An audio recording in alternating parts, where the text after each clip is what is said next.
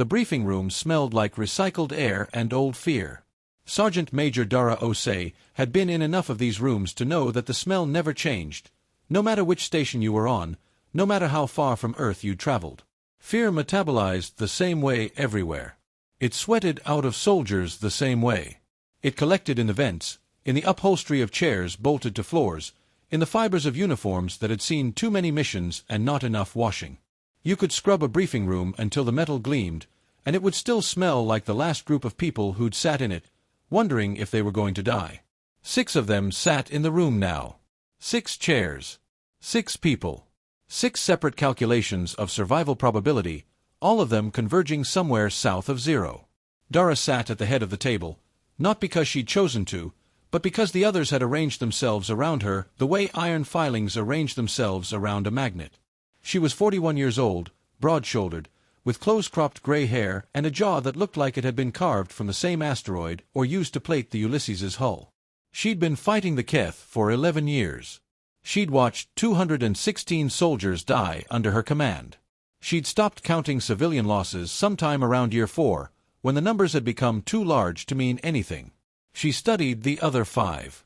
To her left sat Corporal Yusuf Adeyemi, 23 years old, the youngest of them, so new to combat that he still flinched at unexpected sounds. He was from Lagos, or what remained of Lagos after the 3rd orbital bombardment. He had large, careful hands that he kept folded on the table in front of him, as if he were afraid of what they might do if left unsupervised. He was the best drone pilot in the 7th Fleet. He was also, Dara suspected, the most morally serious person in the room. Next to Yusuf sat Lieutenant Commander Priya Mehta, the group's chief science officer and, by a considerable margin, its most volatile personality. She was 45, thin as a wire, with dark eyes that moved constantly, cataloging, assessing, filing. She had 3 doctorates: astrophysics, xenobiology, and what she called applied catastrophe theory, which everyone else called figuring out how things blow up. She had developed the bomb. She knew exactly what it would do. She had not slept properly since finishing the calculations.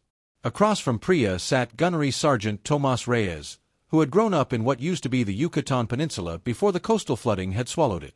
He was 50 years old, with hands like geological formations and a silence about him that had always unnerved people who didn't know him and comforted people who did. He had been Dara's second-in-command for 6 years. He had never once questioned an order. Dara was not certain whether this made him her most reliable soldier or her greatest source of private anguish. Beside Tomas sat Specialist Keiko Tanaka, 31, formerly of the Tokyo Reconstruction Corps, now the Squad Systems Engineer and Electronic Warfare Specialist. She had rebuilt herself twice, once after the Battle of Titan Station, where she'd lost her left arm below the elbow. The prosthetic she'd built to replace it was, in her own estimation, an improvement, and once after she'd watched her entire unit die in a decompression event caused by Keth boarding weapons. She'd survived by hiding inside a torpedo tube for 16 hours. She talked about it sometimes, in the careful, detached way that people talk about things that have become too large for normal emotional processing. And finally, in the seat farthest from the door, always farthest from the door, sat Private First Class Ruben Ostrovsky, 38, who had joined the military at 34 after spending a decade as a poet and translator in what remained of Jerusalem. He spoke 11 languages, including the 3 Keth dialects that human linguists had managed to partially decode. He was the only member of the squad who had ever attempted to read Keth literature. He was broad across the shoulders, surprisingly strong, and had the kind of face that strangers instinctively trusted, which Dara had always considered either his greatest asset or his greatest vulnerability, depending on the day. Admiral Chen Wei entered without preamble. He was 63, with the posture of a man who had decided early in life that gravity was optional. His uniform bore 11 years of conflict in its decorations, each medal a compressed catastrophe. He set a single data tablet on the table and pushed it to the center. "Operation Pale Fire," he said. "Classification: Absolute. You are the only 6 people outside High Command who will ever know its full parameters." Nobody reached for the tablet. "The war is over," Chen said. "Or it will be, in approximately 42 hours, if you succeed. The Keth Central Fleet has consolidated above the Kepler 442 system. Every major Keth warship, every command vessel, every carrier and destroyer and cruiser that has spent 11 years killing human beings, They are all, right now, in one place. We do not know why. We do not know how long this window will remain open. But our strategists are unanimous. If we can destroy the Central Fleet while it is concentrated, the remaining Keth forces will be decapitalized, demoralized, and militarily incapable of sustaining the war. They will not recover within any time frame that threatens human civilization. He paused. The Icarus is a modified Keth interceptor, captured, retrofitted, crewed by people who know how to fly like they do. Your transponder codes are copied from destroyed Keth vessels. You will enter the fleet unremarked. You will reach the center of the formation, where the command ship is moored. You will activate the pale fire device. He nodded at Priya. The doctor can speak to its specifications. It's a cascading resonance detonator, Priya said quietly. It exploits the specific energy signature of Keth drive cores. Each detonation propagates a resonant wave that triggers adjacent cores. The cascade will encompass the entire Central Fleet within approximately 14 minutes of initiation. She paused. There will be no safe distance from initiation point. The Icarus and everyone aboard will be destroyed in the initial blast. Silence. The fleet, Reuben said slowly. How large is the fleet? Chen consulted his tablet. Current estimation, 4,316 vessels. And crew complement? Unknown. Conservative estimates suggest 3 to 4 million total Keth aboard. Reuben nodded slowly, the way he always nodded when processing information that required significant structural rearrangement. How long do we have to decide? Dara asked. You've already decided, Chen said. You decided when you walked into this room. You were chosen because you're the 6 people most likely to see it through to the end. He almost smiled. I don't think any of you are the type to waste my time. He took the tablet back, stood, and walked toward the door. The Icarus launches in 6 hours, he said. Win the war. He left them with the recycled air and the smell of old fear. Under the table, Yusuf Adeyemi's careful hands had begun, very slightly, to shake. They had 6 hours, so they ate together. This was Dara's tradition, one she'd observed before every significant mission for the past decade. It was not a regulation. It was not even officially encouraged. Some commanders thought it made soldiers too emotionally attached to each other, too reluctant to spend lives when spending was necessary. Dara had always considered this reasoning to be a profound misunderstanding of what made soldiers fight. They didn't die for abstractions. They died for the people eating next to them. The mess hall was nearly empty at 0300 hours. They commandeered a corner table, and Keiko somehow produced a bottle of something amber and illegal from inside her prosthetic arm storage compartment, which made Yusuf laugh despite himself. Compartmentalized soju, Keiko said proudly. Body temperature storage. Theoretically undetectable. Theoretically, Tomas said, already extending his cup. They drank. They ate the stations in different approximation of food. They talked with the slightly manic energy of people who have decided not to think about something and are succeeding spectacularly. Priya talked about her daughter, who was 14 and studying atmospheric chemistry on New Nairobi Station. She pulled up a photograph. The girl had her mother's eyes and her absent father's height, and passed it around the table with the careful reverence of a person who understood that this was possibly the last time she would show it to anyone. Tomas talked about the sea. He talked about it the way people talk about lost religions, with a mixture of longing and liturgical precision. He described the color of the Caribbean at noon in a way that made everyone at the table feel, briefly, warm. Keiko didn't talk much. She listened with the focused attention of someone archiving everything, building a private museum of the last few hours. Yusuf talked about his mother, who was still alive, who lived in a refugee settlement outside Accra, who made a particular kind of rice dish with tomatoes and dried fish that he had not tasted in 4 years. He described it at length, in a kind of rapturous detail that turned food into memory into love, and when he finished, he looked slightly embarrassed, as if he'd accidentally shown everyone something he hadn't meant to.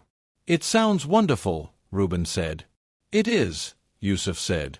It really is. Reuben, for his part, recited poetry. Not his own, he claimed, as he always claimed, that his own was not good enough for occasions this significant, but fragments he'd memorized over a decade of reading. Neruda, Hopkins, Anna Akhmatova, a poet from the Martian settlements whose name had been lost in a data center fire but whose words had somehow survived. He recited them quietly, not performing, just releasing them into the air between the six of them like something that needed to be said before it was too late. Dara listened to all of it.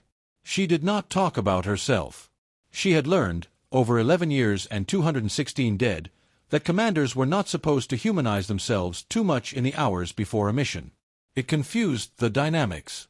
It made things harder for everyone. But she thought about her brother, Marcus, who was a schoolteacher in the Edinburgh Archaeology and who called her every Sunday when the communication windows allowed. She thought about the garden he'd maintained on his apartment's sun deck, actual growing things, actual soil in pots, tomatoes and herbs and one stubborn lemon tree. She thought about the way he laughed, which was with his entire body, which had always embarrassed her when they were children and which she had grown to understand was one of the finest things about him. She thought, if this works, Marcus will never know what you did. She thought, if this works, Marcus's lemon tree gets to keep growing. She decided that was enough. The Icarus was beautiful in a way that felt slightly threatening. This was, Keiko reflected as she ran pre-launch diagnostics, a feature of most Keth design. Their technology had an organic aesthetic that human engineers found simultaneously admirable and unsettling, like watching something alive performing the functions of a machine. The ship's hull was a deep violet black, covered in a lattice of raised geometric patterns that served navigational and communication functions. Its drive pods were asymmetrical in a way that seemed wrong until you understood the underlying propulsion logic, at which point they seemed inevitable. Even its interior, retrofitted for human habitation but still largely original, had a quality of intentionality to it, as if every surface had been considered, as if the Keth who designed it had thought carefully about what it meant to move through space in a vessel. The Keth word for ship, Reuben said, strapping himself into the co-pilot seat beside Yusuf, is Vel Sorath. It translates, roughly, as carried place. A place that carries you, or a place you carry with you. The grammar is intentionally ambiguous. They don't really distinguish between a vessel and a home. That's either beautiful or tactically irrelevant, Yusuf said, completing the ignition sequence. It can be both, Reuben said. Can it be both and also we don't die? I'm working on it. The Icarus slipped out of the Ulysses's docking bay with a smoothness that surprised everyone aboard. Keth drives were quieter than human ones, and more efficient. No vibration, no deep mechanical thrum. Just a sudden and absolute sense of motion, as if the universe had decided to rearrange itself politely around the ship rather than requiring the ship to push through it. Dara settled into the command seat and watched the stars rotate as Yusuf brought them onto their heading. 17 hours to Kepler, 442, he reported. 17 hours, 23 minutes at this velocity. I'm running the IFF transponder on the captured code sequences. As far as any Keth sensor sweep is concerned, we're a scout vessel out of the third dispersal. The third dispersal? Priya looked up from her station. That's one of the fleets that got hit at Ganymede. Hence the minimal communication profile and everyone thinking we're combat damaged, Yusuf said. The cover story is built into the transponder signal. They'll assume our comms are degraded. Assume, Tomas said. It's a plan built on assumptions, Dara said. As all the best plans are. Everyone run your checks. Get some sleep if you can. We'll meet at hour 12 to finalize approach. She turned back to the viewport. The stars did not offer any particular reassurance, but she hadn't expected them to. The stars had been watching 11 years of this war with perfect indifference. They'd watched the end of it the same way. She pressed her hand briefly against the cold viewport glass. Win the war, Admiral Chen had said. She thought, I'm trying to. Reuben was alone in the communications bay when the signal began. He was supposed to be sleeping. He was not sleeping. He had not slept more than 4 hours at a time since accepting the mission, which he acknowledged was probably counterproductive but felt, nonetheless, necessary. Sleep seemed to him, in the abstract, like a kind of small surrender to normalcy that the situation didn't warrant.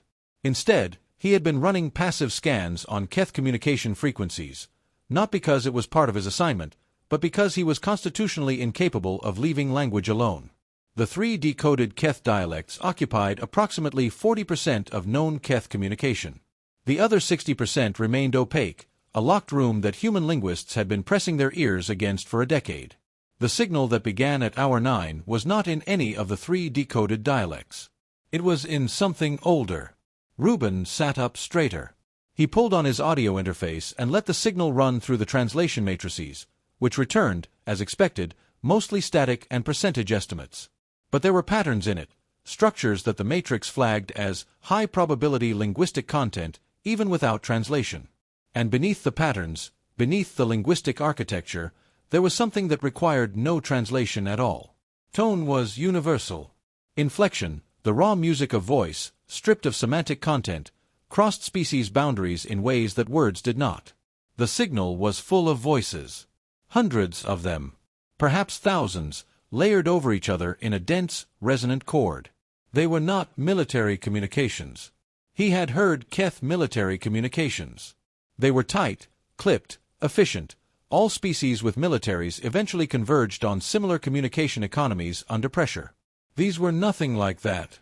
These were long, sustained. Some of them were rising and falling in patterns he recognized, after a long moment's silence in which his brain rearranged its furniture as laments. He had translated enough human mourning poetry across enough languages to know what grief sounded like. It sounded like this. He sat for a very long time listening to thousands of alien voices mourn something together in the dark. Then he got up and went to find Dara. She had been running the math again. This was also not unusual. Priya ran math the way some people ran laps, compulsively, as a way of organizing a mind that refused to be still. But this math was different from her previous calculations, because it was starting from a different question. The question that Admiral Chen had answered was, what will the Pale Fire device do to the Keth Central Fleet?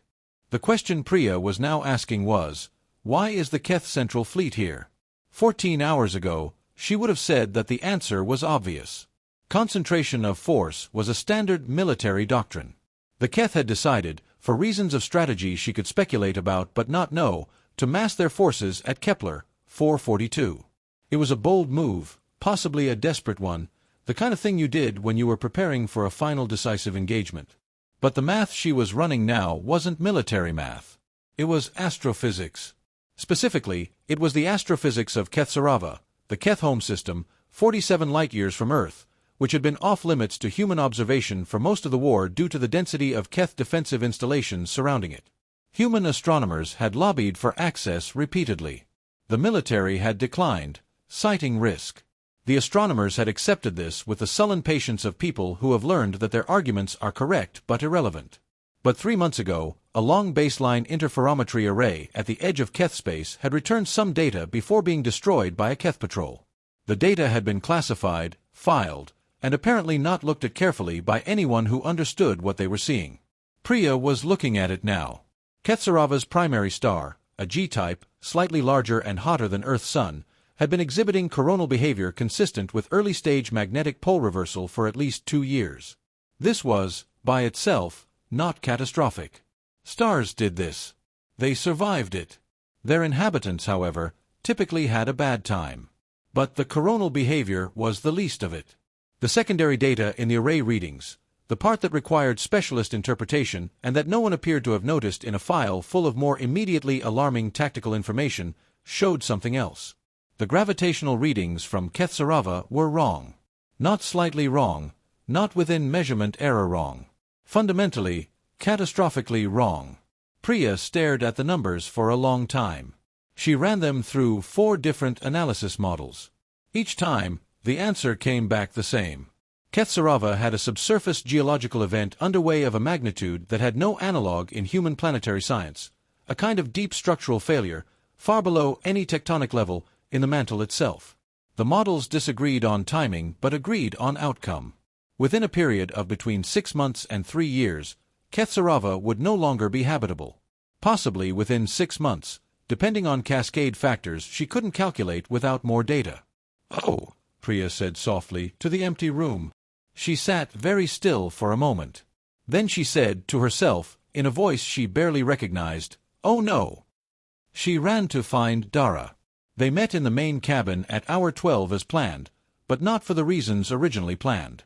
Dara stood at the center of the group and listened to Reuben describe what he'd heard, and then to Priya describe what she'd found, and then she said nothing for a period of time that everyone counted privately and all recalled differently later. "Let me understand this clearly," Tomas said finally.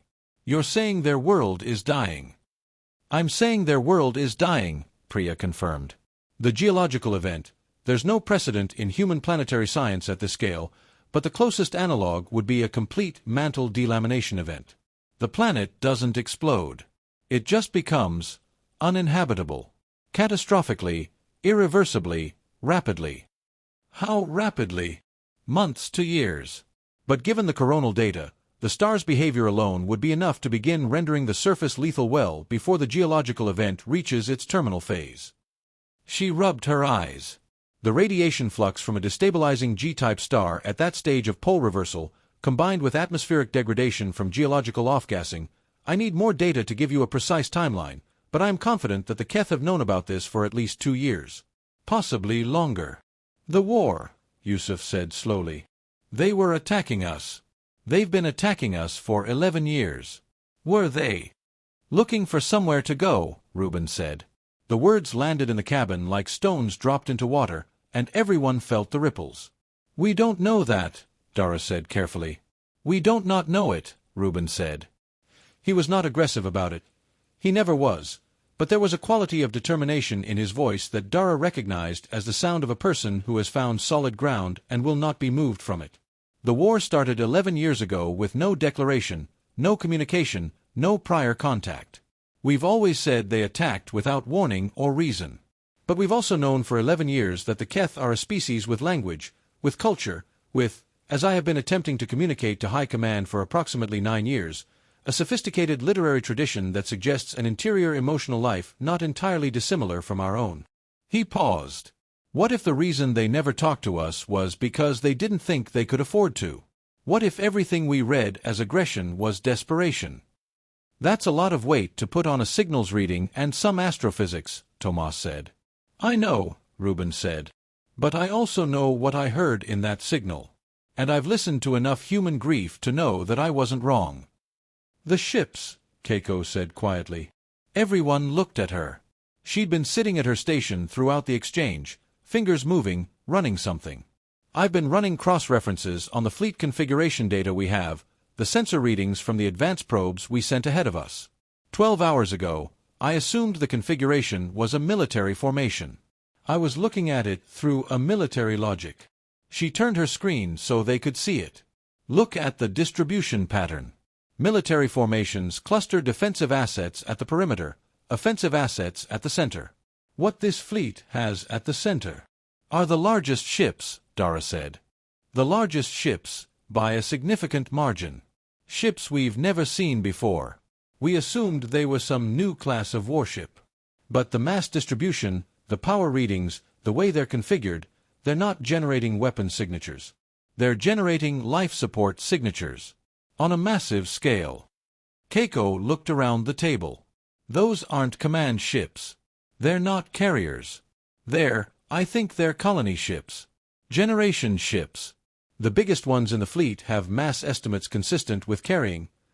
I keep getting numbers I don't believe, so I keep running the calculation again, and I keep getting the same answer." "Which is?" Dara said. "Each one could carry 1 million people," Keiko said. "At minimum." Silence. "For 1,000 ships," Yusuf said. "Most of them smaller than the central ones," Keiko said. "But even at a fraction of that capacity." "Millions," Priya said. "Tens of millions. Maybe more." She looked at Dara. "This isn't a military fleet. Or it's not only a military fleet. The warships are an escort. They're protecting the colony ships. They're running," Reuben said. "Their world is dying and they're running. They came to our part of the galaxy because they have nowhere else to go, and we've been fighting them for 11 years, and now they've gathered all of them, everyone they have left, everyone they managed to save, and they're trying to move somewhere safe." He paused. "And we are carrying a bomb." Everyone looked at Dara. She didn't sleep. She sat in the command chair and watched Kepler, 442, grow in the viewport and thought about all of it, sorting and resorting the same set of terrible facts. 11 years of war. Billions of human dead. Cities on Mars and Earth and throughout the belt, reduced to craters and radiation and grief. She had 216 names she still recited sometimes, alone, at night, like a private prayer or a private curse. She had carried those names for years, each one a specific weight, a specific face, a specific silence where a voice used to be.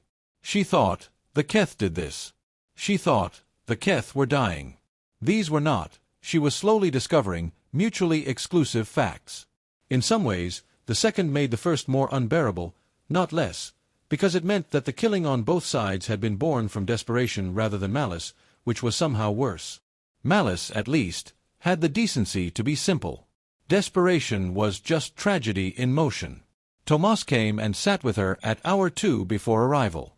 For a long time, neither of them spoke. This was one of the things she valued most about him, the quality of his silences. There was no pressure in them. "You're running through it," he said finally. "I'm running through it. And I keep arriving at the same place, which is that there is no good answer. There is a mission that might end the war and costs 30 or 40 million alien lives. And there's abandoning the mission, which might cost, I don't know. We can't know. If they continue, if more human cities die, how many people? What's the number on that side?" She pressed her hands flat against her thighs. "How do you do the arithmetic? How do you do it?" "You don't," Tomas said. "Arithmetic is for things that have numbers. This doesn't have numbers. It has people. People are numbers when you're a commander." "No," he said, with a gentleness that surprised her. "People become numbers when someone needs them to. When the numbers become convenient. But the people were always people first." She looked at him. "Yolanda Garcia," he said quietly. 22 years old. From Merida. She liked to sing while she worked, very badly, and she always apologized for it. Bernardo Quispe. 40 years old, from La Paz. He could repair anything, with anything, in any condition. He fixed my boot once with wire from a comms relay and it held for 6 months. He paused. "I have names too, Sergeant Major. I've been counting them alongside yours for 6 years. But numbers don't capture them. Numbers are what we use when we've given up on understanding." Dara said nothing. "What do you want to do?" Tomas asked. "I want to end the war," she said. "I want to go home. I want Marcus's lemon tree to be there when I get back." She stopped. "I want there to have been a version of this where we didn't have to make this choice." "There wasn't," he said. "But there is this one." Nothing had prepared them for it. The scout data, the sensor readings, Keiko's analysis, all of it had been factually accurate and experientially inadequate. You could read the numbers for a fleet of 4,000 vessels and understand them intellectually without being ready for the reality of 4,000 vessels, spread across space like a city that had decided to become mobile, like a civilization in the act of carrying itself from one place to another. They came out of their final drive transition, and there it was, a constellation that moved, a galaxy in miniature, every ship trailing the distinctive violet blue of Keth drives, thousands of them, ordered in the complex geometric patterns that Keth navigators apparently preferred. The formation had a beauty to it that was almost impossible to separate from the terror. "It's enormous," Yusuf whispered. "We knew that," Keiko said. But she was whispering too. The colony ships at the center were visible now, and they were unlike anything in human experience of Keth design. Where Keth warships were angular and predatory, these were something else entirely. They were vast oblate structures, hundreds of kilometers across, covered in the same geometric lattice patterning as their smaller counterparts but elaborated into something more complex. Patterns that, Reuben realized with a jolt, were not just structural but representational. The surfaces of the colony ships were inscribed. They were covered in Keth text. "What does it say?" Dara asked quietly. Reuben stared for a long moment. His translation matrices were running, and he was running ahead of them, using the 3 decoded dialects as context, reaching for meaning in inscriptions the way you reach for a word in a language you learned as a child and haven't spoken in years. "Names," he said finally. "Lists of names. And—" he stopped. Started again. "And the places they came from. Each ship has the names of the places the people aboard it came from. Their cities. Their regions. There, the word is something like gathering territories. It's a concept without a human equivalent, something between a homeland and a family group. His voice was very careful and very quiet. They inscribed their memories on the ships, so they wouldn't lose them. The cabin was utterly silent. "Keiko," Dara said, "can you get any visual through the hull sensors? Internal sensors reading life signs on those ships." "Trying," Keiko said. Her fingers moved. "The Central Colony ships are, yes, I'm getting thermal readings consistent with, Sergeant Major, the life sign density on those ships is unlike anything in our database. I can't get specific counts, but I can tell you that those ships are full. They are completely, maximally full." She looked up. "There are children on those ships. The thermal signatures, I can identify them by scale. There are children." "Of course there are children," Reuben said. "It's an evacuation fleet." Yusuf had not said anything for several minutes. When Dara looked at him, she saw that he was looking at the colony ships through the viewport with an expression she recognized. The expression of a person who is seeing something so large that they are being rearranged by it. "My mother's rice," he said, apparently to himself. "Yusuf." "When they were evacuating Lagos," he said. "The second time. After the second bombardment. She wouldn't leave until she'd packed her rice. The specific kind, Ofada rice, she grew it herself in pots on the roof. She'd been cultivating that specific strain for 15 years. She carried 3 kilos of it in the evacuation. 3 kilos of rice and nothing else." He paused. "The Keth brought their names. Their places. They put them on the outside of the ships so they would always be there. So they'd always know where they were from." He turned to look at Dara. "Their mothers packed their rice." Dara closed her eyes. "We have a mission," Tomas said. Not harshly, just as a fact. "We have a choice," Reuben said. "Command." "Command doesn't know what we know," Priya said sharply. "Command ordered us to destroy a military fleet. That's not what this is. It never was. They flew at us with warships and we assumed that was all they were.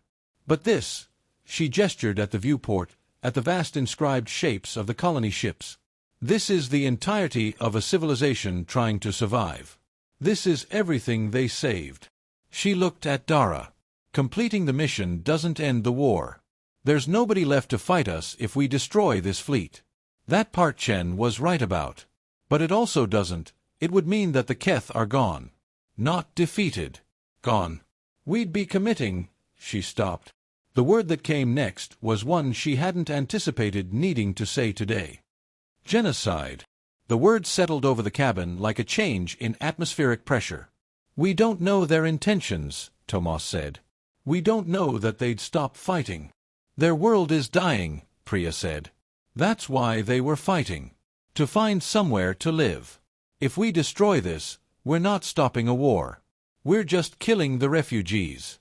"Some of those warships killed people I loved," Tomas said, and it was not an argument, exactly. It was something older and more primal than an argument. It was a wound speaking.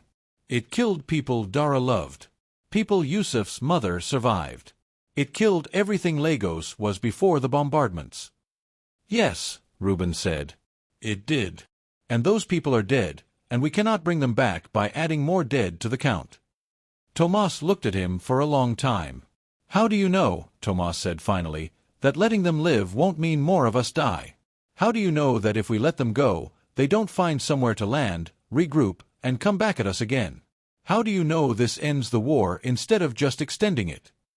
"I don't," Reuben said. "I don't know.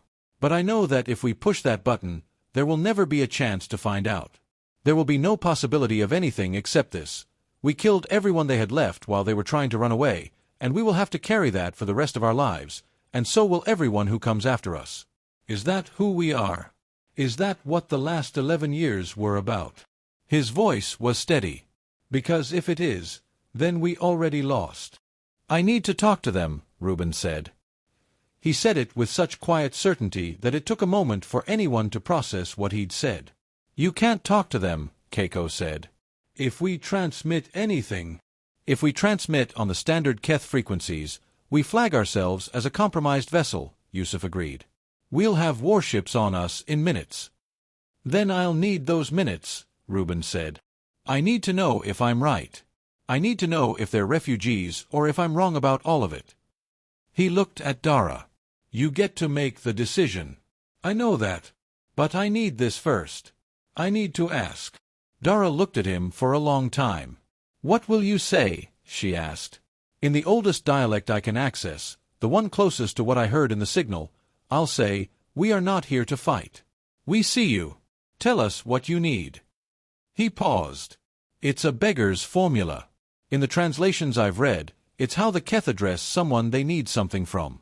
It signals vulnerability rather than aggression. He met her eyes. It's either going to work or it's going to get us killed faster. Dara, Tomas said. I know, she said. She thought about Marcus's lemon tree, growing in a pot on a sun deck in Edinburgh. She thought about it with extraordinary specificity, the color of the leaves, the smell of it, the way Marcus talked to it when he thought no one was listening, giving it encouragement the way you encourage a child who is trying very hard. She thought about the names inscribed on the outside of those ships. Do it, she said. Reuben sat at the communications console and composed himself, the way he had once composed himself before public readings, not performing calm, but finding it, reaching for the center of himself where the language lived. He thought about what he knew of Keth phonology. He thought about the particular tonal structure of the old dialect, the one he'd been studying in the fragmentary texts that had come through intelligence intercepts, Keth poetry recovered from destroyed vessels, personal communications captured in raids, the linguistic archaeology of a species that had been simultaneously killing and being killed and never, apparently, stopped making art. He thought, if I get this wrong, we die. He thought, if I get this right, what happens next is completely unknown. He keyed the transmitter and spoke. The words came out imperfectly. He knew they did. The phonemic precision of the old dialect was at the very edge of his human vocal range, certain consonants requiring a jaw configuration he could only approximate, but they came out closely. Closely enough, he hoped, to be recognizable. He said, in Keth, approximately, we are not here to fight. We see you. Tell us what you need. Then he said, we know your world is dying. We know you are afraid. We are afraid too. Then he waited. The signal that came back was not what he'd expected. He had expected silence, or a weapons lock, or a demand for identification. He had been prepared for all of these. He had not been prepared for a voice. A single voice, careful and old, speaking in the same archaic dialect he just used, so clearly and precisely that he could catch almost every word. He sat very still, parsing it. Then he turned around. His face had done something complicated. She says, he stopped. Restarted. There's a word that means elder, or grandmother, or keeper of the first things. I'm going to say elder, but understand that's inadequate. She says, we have been trying to speak to you for 11 years. We do not know how to speak to you. We do not know your signals. We sent our warriors to find someone who could teach us how to speak to you, and the warriors did not know either, so they fought, because that is what warriors do when they cannot speak. We are not warriors. We are the people the warriors were protecting. We are tired of dying. Our home is gone. We have nowhere to go. We ask. She uses a word I don't have a translation for, but it's in the supplicative case, which means it's a request made from complete powerlessness. We ask whether you have room. Silence. Whether we have room, Dara said. Whether we have room for them, Reuben said. Whether the galaxy we live in has room for them in it. They talked for an hour. All of them. Not one at a time, in sequence, making arguments, but all at once, overlapping and interrupted and sometimes incoherent, the way people talk when the situation has exceeded the capacity of orderly discourse. Dara let it happen. She'd learned that there were times when you had to let a room breathe before you could think in it. Tomas talked about justice. He talked about the dead, his dead, their dead, humanity's dead, and he talked about what was owed to them, and whether the dead were owed vengeance or were owed the thing they'd presumably been trying to secure by living, which was a future that was better than what preceded it. He did not arrive at a clean conclusion. He said, I am not sure that letting go is the same as forgetting. He said, I am not sure that vengeance is what Yolanda Garcia would have wanted from me. He said these things carefully, like a man dismantling something he'd built a long time ago with great confidence and was only now examining the structural integrity of. Priya talked about numbers. She could not stop being a scientist even now, and what the scientist in her said was this: there were between 20 and 40 million Keth aboard those ships, conservatively. Perhaps more. The models for what would happen to Keth Sarava in the next 6 months were not ambiguous. If the fleet was destroyed, the Keth were extinct. They were, as a species, over. Every piece of their literature, their music, their language, their accumulated centuries of knowing how to be alive, gone. She said, "I built the bomb. I built it because I thought it would save human lives. I still think it might save human lives. But I am a scientist, and I have to account for all the data, and the data says that what we would be doing is ending a species that is already in the act of dying." She said, "I don't think I can put my name on that. I don't know if I should be the one to decide. But I know I can't push the button." Keiko said very little, but what she said mattered. She said, "I spent 16 hours in a torpedo tube waiting to find out if I was going to live. I know what it is to be a living thing in an enclosed space, waiting for the universe to make its decision about you. Those ships are full of living things in enclosed spaces, waiting. I know that's not an argument. It's not logic. But it's true." Yusuf said, "I think about the mothers." He said it simply, without elaboration, and somehow this was more persuasive than anything else said in that hour. Reuben said, "I have been trying to read their poetry for 9 years, and I have understood maybe 5% of it, and the 5% I understand tells me they are people who think about the same things we think about. Loss. Children. What to pass on. How to survive. What survives you." He said, "I think that making contact, real contact, actual communication, not just weapons fire, is worth more than any military victory we've ever achieved." He said, "I think the war ended the moment that Elder spoke to us. I think we just have to decide whether we're going to honor that or not." Dara listened to all of it. She thought about Admiral Chen saying, "You were chosen because you're the 6 people most likely to see it through to the end." She thought, he was right. We are seeing it through to the end. Just not the end he anticipated. She thought about 216 names. She thought about the word Vel-Soroth, a carried place. A place that carries you, or that you carry with you. She thought about the names inscribed on the outside of those ships, the cities and the gathering territories and the memories of a home that was dying. She thought about Yusuf's mother's rice. She made her decision. "Here is what I know," she said, and the room went quiet. "I know that 11 years ago, humans and Keth began killing each other, and neither side fully understood why. I know that a lot of people died who didn't need to die, and that the reasons for it were, I don't want to say wrong because that doesn't capture the weight of it, the reasons were tragic. There's a difference." She looked around the table, at each of them in turn. Tragic means that the people doing the thing weren't evil. They were afraid and desperate, and they didn't know how to talk to each other, and so they did the thing that afraid, desperate people do when they can't communicate. "They fought," Tomas said. "They fought," Dara agreed. "For 11 years, both sides fought, and both sides lost things that can't be replaced, and both sides are here now at this specific point in history, which is, the Keth have nothing left to fight for except survival, and we have the power to decide whether they get to try." She stood up. "I will not push this button," she said. "I am ordering this mission aborted. I am ordering it aborted because the intelligence on which it was based was incomplete. We were sent to destroy a military fleet, and that is not what this is. This is an evacuation. And I will not, preside over the extinction of a species that was never trying to destroy us. That was trying to survive." "Dara," Tomas said. "I know what I'm ordering," she said. "I know what it means. Courts-martial, possibly. Charges of dereliction or worse. I know what Chen will say, and what High Command will say, and I know the argument they'll make, which is that we could have ended this today and chose not to, and whatever comes next is our responsibility." She paused. "They're right that it's our responsibility. They're wrong about what our responsibility is." She looked at each of them. "I'm not ordering you. I'm telling you what I'm doing. If any one of you disagrees, if any one of you wants to stop me, I need to know right now." No one spoke. Tomas looked at her for a very long time. His face worked through several expressions she'd never seen on it before, and then settled into something that was not quite peace but was in the same neighborhood. "I have been a soldier for 30 years, he said. "I have followed orders because I believed the people giving them understood more than I did. I still believe that, mostly. He stopped.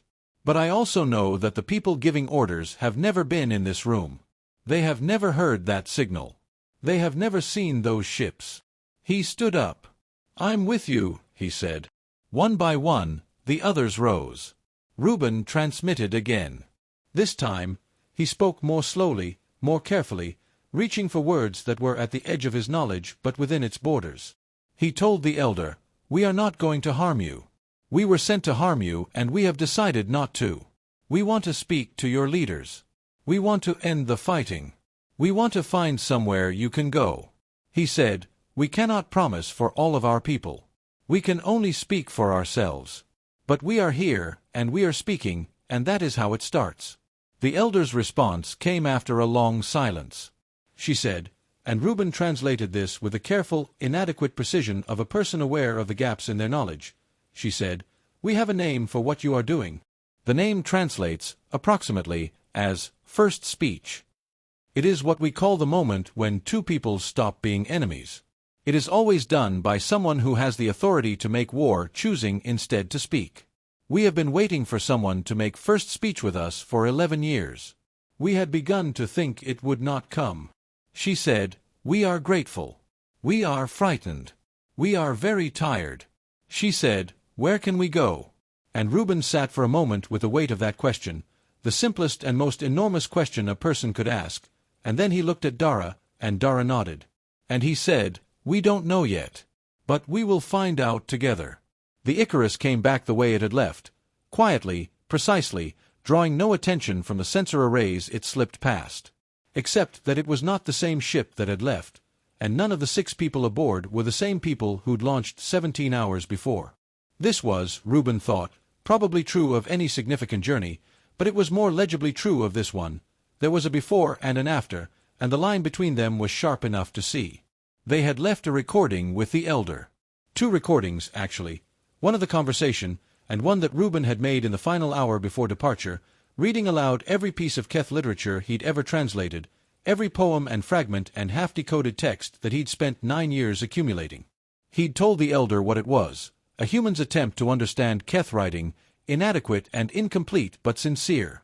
He'd said, in imperfect Keth, "We tried to understand you.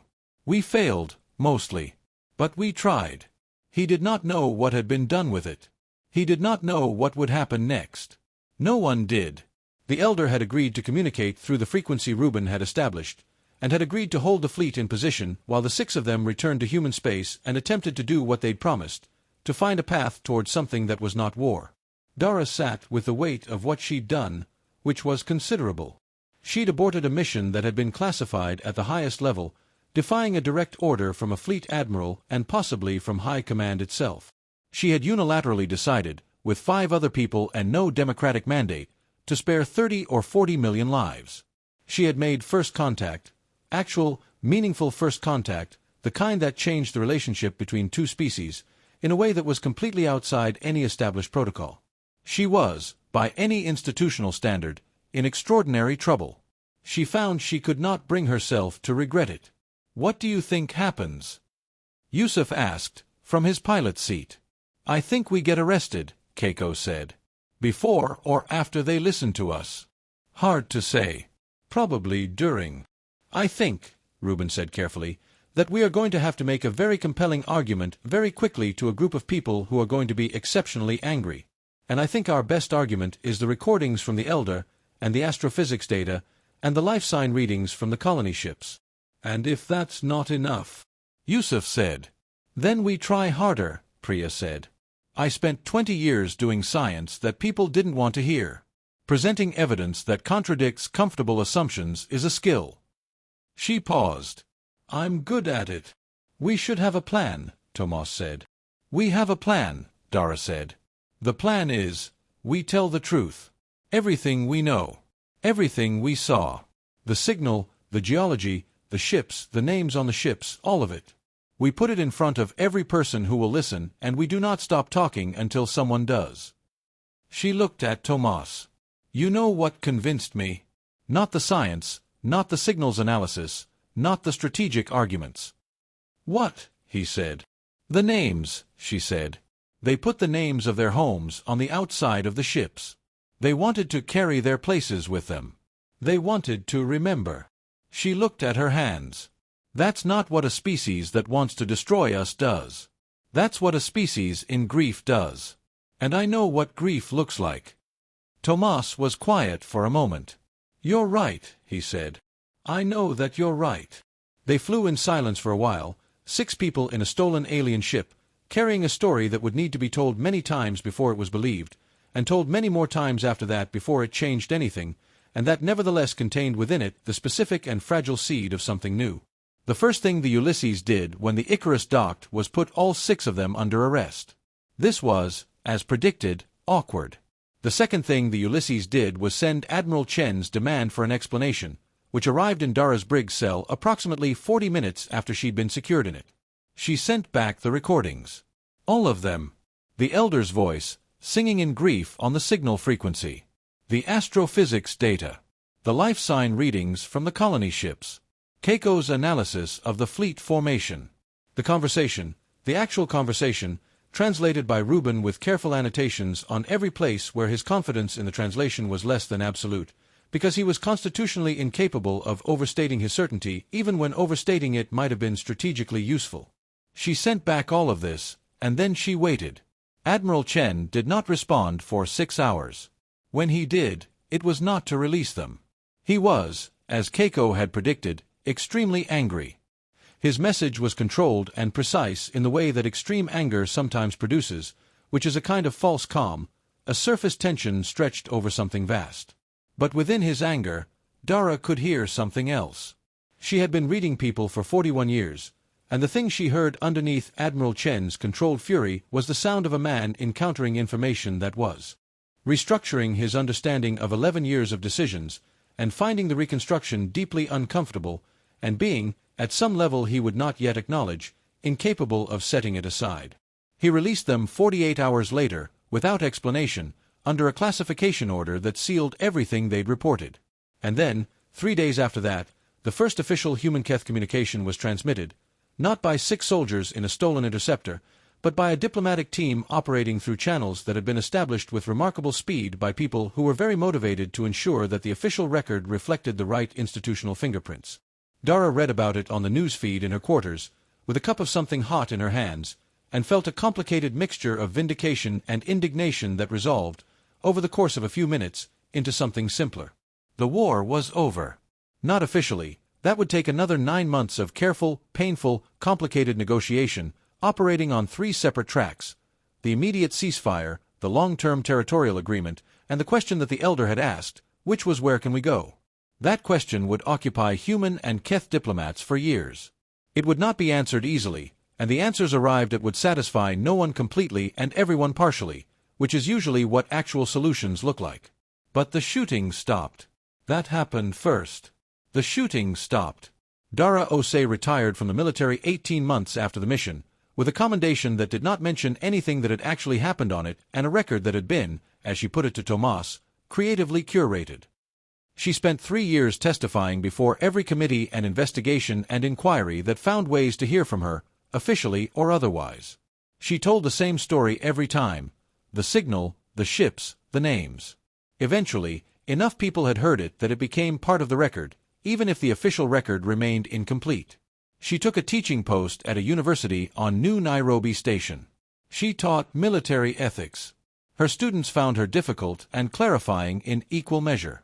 She visited Marcus and his lemon tree every year that the transit lines allowed. The tree had produced 11 lemons in the year she'd been away. Marcus had saved the seeds.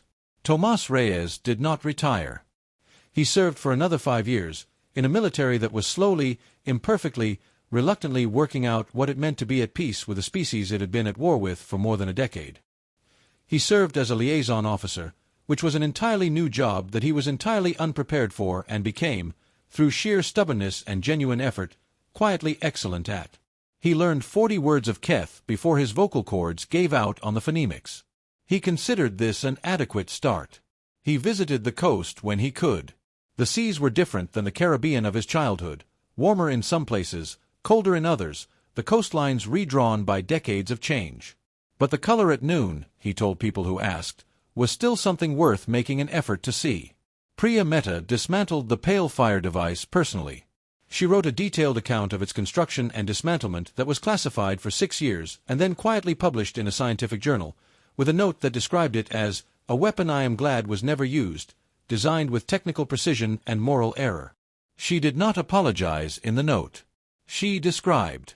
She went back to her daughter, who had grown into a young woman studying xenobiology with a focus on Keth ecosystems, and who called her once a week and always complained affectionately about her demanding professors in ways that made Priya feel, helplessly, completely at home. Keiko Tanaka was recruited, 3 months after the mission, by the team working on human-Keth technical exchange. The Keth drive technology alone had implications that kept a dozen research teams busy for years. She spent 2 years on an exchange station at the edge of what had been the boundary between human and Keth space, working alongside Keth engineers in an environment that required the construction of an entirely new professional vocabulary and the development of several new nonverbal communication conventions. She rebuilt her prosthetic arm twice in that period, incorporating Keth design principles the second time, which produced something that she described as the best mistake I ever made on purpose. Yusuf Adeyemi went home. He went home to Accra, to the refugee settlement, and he ate his mother's rice, and he did not speak for the first hour, and then he spoke for many hours, telling her everything, or as much as the classification orders permitted, which he interpreted loosely. His mother listened with the attention of someone who has learned not to waste a single word that her child is saying. He went back to flying. But not military flying. Civilian transit, initially. Then, when the first human-Keth joint transit corridors opened, something unprecedented, piloting one of the first ships that carried both human and Keth passengers through the new shared space. He was 25 years old. He had large, careful hands. He flew with extraordinary precision and, in the Keth passengers' quarters, there was sometimes music playing, something they'd started playing on long transits, a kind of Keth lament song that had been shared in the first cultural exchange packages. Yusuf had listened to it once and thought of Reuben hearing the grief in the signal and understood, in a way he couldn't fully articulate, that the music was not only sad. It was also, in a way that required patience to find, hopeful. All the best laments were. Reuben Ostrovsky did not return to Jerusalem, or to poetry, or to translation in the conventional sense. He spent the rest of his life learning Keth. Not just the 3 decoded dialects, not just the archaic formal register he'd used on the Icarus, but everything, all 7 dialects, the regional variations, the poetic registers, the language of Keth mathematics and Keth music and Keth spiritual practice. He was not, by his own assessment, the best linguist in the field that eventually developed around Keth studies. There were younger people who surpassed his technical precision. There were machines that surpassed his speed. But there was no one who had spent more hours simply listening, attending to Keth speech with the particular quality of love that distinguishes a translator from a decoder. He published 17 books of Keth poetry in human translation. He prefaced each one with the same note, translated in full on the inside cover into every language he spoke. It said, "These poems were written by people who feared they would be forgotten. They were written while a world died. They were carried on ships across the dark to a new place. I have done my inadequate best to carry them from one language to another. Some of what is in them is lost in the crossing, that is the nature of any crossing. But some of what is in them survives. I offer you the part that survives. Read carefully. These are people." 5 years after the Icarus mission, there was a ceremony. It was held in neutral space, a station constructed specifically for the purpose, equidistant from human and Keth territorial boundaries, which were still being negotiated but had achieved a provisional stability that the optimists called permanent and the pessimists called encouraging. The ceremony was partly human in its form and partly Keth, and partly something new that was neither, which was the case with most things between the two species now. Neither side had the vocabulary yet for what they were to each other, not enemies, not quite allies, not strangers, not family. Something in progress. Something being built with the clumsy, earnest, imprecise tools available. The elder, she had survived the transit, had survived the first years in temporary shelter on a moon that would become the first Keth settlement in human space, attended the ceremony in person. She was, in Keth terms, extraordinarily old. She moved with the careful deliberateness of the very old, attended by 2 younger Keth who supported her without touching her, which was the Keth way. The 6 were there. All of them. This was not easy, Keiko was in the middle of a project. Tomas had taken leave from a posting that didn't technically allow for leave. Priya had rearranged 3 months of commitments, but they were there. The ceremony involved an exchange of what Reuben translated as carried names. Each side brought names of their dead. The Keth names were inscribed on panels of the same material used to inscribe the colony ships, a substance that, Reuben had learned, was derived from a mineral found only in Kethsarava, and was thus, now, finite. The human names were inscribed in 7 languages on a material chosen collaboratively, a human Keth composite that hadn't existed 3 years ago. Both sets of names were placed in the station's central chamber. The elder stood before them and spoke for a long time. Reuben translated, quietly, for the others. She said, "We carry our dead by saying their names. A name is not the person, but the name is where the person lives after they have gone. As long as the name is said, something of the person remains. This is why we put the names of our places on our ships. Our places were dying, but as long as we said their names, they were still somewhere." She said, "Your dead are here now. We will learn to say their names. We are told that human names have specific sounds, and that the sounds matter. We will learn the sounds." She said, "We are asking to be neighbors to you. We know that neighbors sometimes wound each other. We have been wounding each other for a long time. We would like to try, now, to be different kind of neighbors." She turned, then, and she looked at the 6 of them. She looked at them for a long time, in the particular attentive way of the Keth, which Reuben had learned was not a stare but was instead what the Keth did in moments of highest importance. They gave you all of their attention, completely, without performance or reserve. They looked at you the way you look at something you intend to remember. Then she said something Reuben had not heard before. He stood very still, parsing it. "What is she saying?" Dara asked. He was quiet for another moment. Then he said, "She's saying our names. All 6 of us. She's saying our names in the oldest Keth dialect, in the form that the Keth use when they incorporate a name into their permanent memory, when they decide that a name belongs in the record." He paused. "She's saying we are in the record now. We are in the Keth memory." Yusuf made a sound that was not quite a laugh and not quite a sob and was fully and exactly itself. "Is it an honor?" Keiko asked. "Yes," Reuben said. "But more than that, she's saying that we are in the record alongside the names of their dead. That we are, in the Keth understanding, the dead and the living that matter to them." He looked at the elder, who was still looking at them. "She's saying we're kin. That we were, as of the moment on the Icarus, made kin. That's, in Keth culture, that's permanent. That's irreversible." He swallowed. That's the highest thing she could say. Dara looked at the elder. The elder looked at Dara. No translation was required. Some things crossed every boundary there was. Outside the station's viewports, the stars were the same stars they'd always been, indifferent, ancient, burning. But the space between them was different now. The space between them held something new. Ships moving in both directions, carrying people and cargo and the slow, difficult, irreplaceable work of learning to share a galaxy. It was not peace exactly.